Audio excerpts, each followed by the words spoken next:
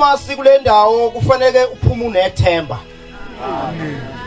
Ngelinye ilanga silapha kwaNxumalo lapha ngezansi. Uma uNkulunkulu ezofaka ithemba kuwa akakhethi ukuthi uzofika leli ithemba. UNxumalo ehanjelwe ingane yakhe ogane uMazulu okhona lapha endlini iyahamba lengane uthi Mshumayeli ngangumshumayeli khona lapha ekhaya. Uthi ngihanjelwe ingane yami lengane bithi noma ifika iphuma esikoleni la ifunda khona ifika igumula ithi baba lethi overall ukhanda amathayi lapha ngaphesheya. Ngase ngithi konje lo muntu ngizomduduza ngithini. Yasho inkonzo ngase ngithi bantwana benkosi wonke umuntu lapha endlini onemoto sengathi ngaphantsha zonke ukuze uNxumalo athole imali.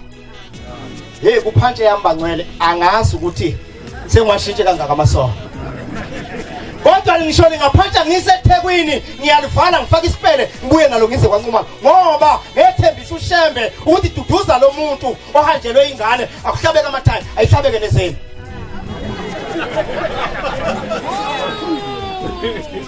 Uma kuleli bandla uShembe kuthumile ethi hamba oduduza abantu ungalindela ama snacks namakinani. Yebo mlungu. Uhle ukuya endlini yokulila. Wokuhamba uye lapho abantu abakhala khona uma uyiNazaretha ngoba uShembe wathi umuzi wakhe oyiko omkhulu amaNazaretha isebuhleni bamaNazaretha. Balanda abantu ebini lapho bahleli khona uba sebuhleni. Ya. Unokuya endlini yokudla. Kuhle amaNazaretha inkinga amaNazaretha manje asathanda ukudla. Kodwa ke sihambe bantwana benkosi sihambe labantu sibathandazele sibatshele ukuthi uShembe usebuhleni singalindeli ukuthi makuqedwa uzobona sekugenqameza ingilasi namba nenkomishi sekuzophuzwa iti. Ukudabuka kuhle. Yeke khona lapho uzokhuluma into engeyinhle bese ngihlala phansi. Oyiqoqa abantu abadala abangoba ufona nathi intombi ehlezi lapha yana silapha phesheya ethanda ukukhanya kufika abafundisi. Uma abafundisi befika bafika bethi uma bewenza umsebenzi bese bethi lo yamshumayeli akahlabelela ingoma ethi wonke amaNazaretha awabe munye bese ngisa nayo le ngoma. Sengathi uShembe ngasenza sihlabelele njengalezi insizwa lokhu kusukela ekseni zisifundisa ukuhlabelela kahle. Ngase ngiza nayo le ngoma kwase kwehlukana uma lishona ilanga iyafona intombi engizalayo ithi mntanami ngikuzwile uhlabelela ingoma kwanyakaza kimi. Ithi kunomuzi lapha ngaphesheya uthi kushona ilanga uvele kubonakale sekushumla ibhodwe kade kunokudla utholakala sekunesitululi nesipho yokuwasha nehandy end phakathi. Uthi kuthi kusa ingane isilenga ngomlenze ngaphandle esihlahleni kasibelele na endlini bethiyile. Uthi make bafika nemali la ekhaya ivele icucuzeke wabona wabona iphepha dloma kudwa. Ngathatha insizwa zibili izinsizwa zikhona lapha ngathatha umdletshe ngathatha umthembu ngathatha ubaba ophathilati saphikelela khona sathi masiphe ngomuzi lasetizulu. Wena uhamba nani muye emsingane yini osukuyiphethe lathi izulu sathi masiwudilayo umuzi sithi inkosi yethu simakade ngangibhinqa ibheshu ngalelo langa ngingazi ngangijwayeza ubani sangena sawulandwa lo muzi sayihlala phansi la dumisa ubangcwele ngathi bafowethu bobaba uma sike sathandaza sizofa singabonanga ake sihlale phansi silinde izulu kwase kufika into kimi ethi ake nisitshele lapha ekhaya kukwabani khona lapha ekhaya. Kwathiwa kwantshangase lwangithi heqa uvalo ngiswala khona ngathi uNkulunkulu wami nakho indaba zakhona ngizokhuluma ngathi kwenzakalani lapha kunezinto ezikubamba ukuthi ungamboni uShembe ezenziwe ungakazami. Funda isihlabelelo 35 ivesi lokuqala wena uphatha isihlabelelo 25 ivesi lesibili. Kunezinto ezenze kungakazami ezikubambile namhlanje. Uthi umfundisi ugcotha ngelinye ilanga kwakhuluma enye insizwa yathi ngimbona uShembe ngisho ningahalalisa kuvele kukhuphuka isilwane lapha phambi kwami. Aba wethu osezulwini. Uma uyiNazaretha wakujwayela ukuthandaza kanjena. Ngibheke umthamo. Uthi Shembe ngibone. Ungazibheke ngizena. Bese ungayibheke ngizenazo kuwe ngoba kungenzeka usekhulunywa kangaka awuzukuthola nje isibusiso ngoba izona wena ozenazo ziyavela kuShembe. Zingijabhisile. Kodwa siyazi ukuthi nawe ujabhile ngenxa yazo. Zazalwa kanye nawe. Kodwa kungenzeka futhi azenziwanga uwe wazalwa sikhona. Akunakuthukuzana. Ngeke ukwazi ukuyifihla into ongayibona ngiqhamuka yeka ba. uma kuhlala phansi ngithi khulumani lapha ekhaya ukuthi kwenzakalani ngeke ngize ngithandaze ngimosha umoya wami kaShembe ngithandazela into engayiboni sakhalisa likazi emnyango emsamo sathi sakazi manini ngikhulume abantu aba isiyenzeke lento iminyaka kulomusi kodwa ngoba sekufika into kaShembe sithi salikazi manini ngikhulume mina ngikade umsika dadewethu ngoba ngihleli lapha udadewethu wahamba umyeni wakhe waye eGoli umefika eGoli wathola isinqanakazana amadoda nabe inqanakazana umefika akhohlwe umama osekhaya bela kuyiqhamuka incwadi eposini kuthi uyafuneka ekhaya yayisicasula lezi incwadi le ndoda yayisibuyela yafika yama pheke kwesibaya yathi yabona le nkabi ebomvu masibanibani ngiyakubulala ngawe angisathandani nawe yambulala unkosikazi ephila yabuyela eGoli wasala uhamba emhlabeni manje lo nkosikazi uye lo onyakazisa izinto othatha uphuthu alifake ensisheni athatha insipho alifake esikhomeni seyingane uma ziya esikoleni lithi yavula ingane uphuma uphuthu ngathi boba bisiphela inkonzo asithandaza akho umlilo ozophinda ubuye lapha ekhaya nina abantu balapha ekhaya hambani niyokhuluma lapha enasuka khona kuhamba kuyovuswa lo muntu abuye ahambe kabushe emhlabeni ukuze into yakhe iqonde ngoba nje kabe ndiza phezulu kwendlu nje wabulawa umyeni wakhe amazwi akho ndoda ulapha akaza ukubulala nomngakho nawe nkosikazi akaza ukubulala umyeni wakho ngapha akaza uyibulala lezi ingane ngamazwi wakhulumile kokheli kawo wele ingwala nge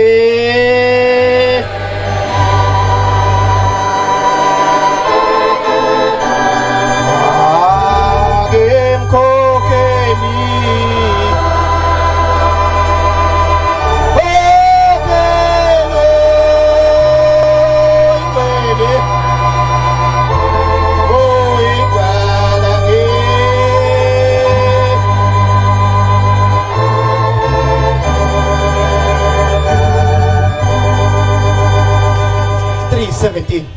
Hezeki 3:17 Hezeki Ndodana yomuntu uma ukuleli isonto uhambe udunyelwe izulu utshela abantu ngoShembe wenza okufanele yebo ngikwenzile ube umlindi kuyo indlu kaIsrayeli kodwa leli sonto akusiyile lakhe likaShembe wena ulilindile ngakho olizwa izwi womlalela uShembe umethi ungathandazi ungathandazi ubayalele mina uma sebembonile uShembe ungasho ukuthi anovela phela ekhaya niphathe amanzi nebhodlela nekhandlela ungasho kanjalo laba bantu bayalele ebuhleni ngoba uNkulunkulu osuke ekuthumile umoya wakhe ebuhleni idala zakini azikho zathathwa ngekhanda lemvu zaphoswa emfuleni bahamba nazo Bathu uShembe ukhona inguna phakade kubalekile ukuthi uma uyiNazaretha batshela abantu ubatshele ngokuphila bese ubayalela uShembe iyeke babusini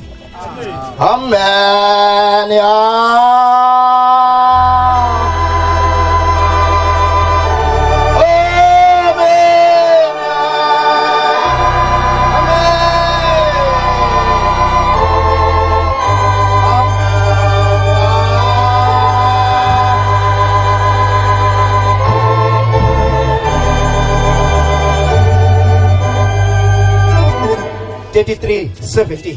uyuhezeki kubalulekile bangcwele ukuthi uma sikhuluma abantu sibatshela ngoShembe singabatshela abantu into engezikwenzeka kungabi ukuthi umukholwa uba yiNazaretha usoba namatekisi awu8 kungabi ukuthi uma ngabe ukholwa lapha ingane zakho seyizothola umsebenzi kungabi ukuthi uma ngabe ukholwa lapha ingane seyizogana nezamantombazana kodwa lapha ishila insizwa yathi semnyangweni wezulu awuyazi into ezokhishwa uShembe emnyangweni wezulu uShembe waze sikudingayo hayi esikufunayo kufanele sibaxwayiseke abantu ukuthi uma ngabe usungene lapha ukhetha inkosi yamaNazaretha uzolinde emnyangweni wezulu awukwazi ukuzophuma okuphumayo ilokho okudingwa uwe uShembe abona kodwa ufuna into zakho ya kepha amadodana abantu bakho yebo asho ukuthi yebo indlela yenkosi ayilingani yebo kodwa bona izindlela zabo azilingani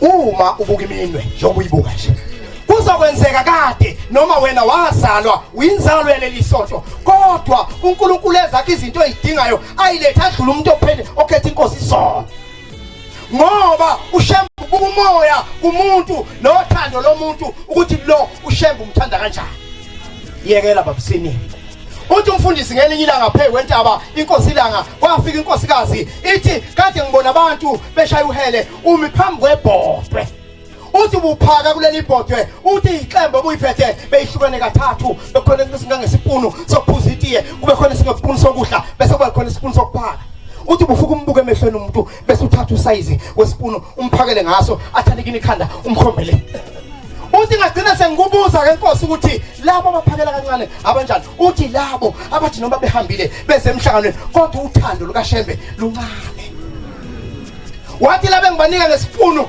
luyenzeka uthando labo kodwa liphazanyiswa ngabantu uthi noma umuntu esekhulume kabi ngawe kuleli sonto uhlubuke kanti usekuye yini uthi labe ngibanika kakhulu zimfatha ngizelesho ngisho ngasho ini kuso zithi uShembe uThixo zithule khona lapho